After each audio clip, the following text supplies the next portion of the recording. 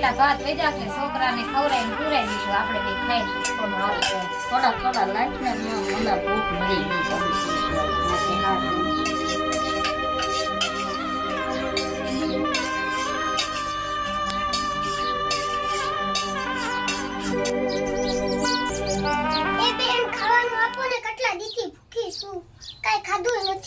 એક કામ કરો આપણે પૂછા રહી તો હાલશે તો હાવ નાની છોકરી છે એને આપી દઈ. હા દઈ દે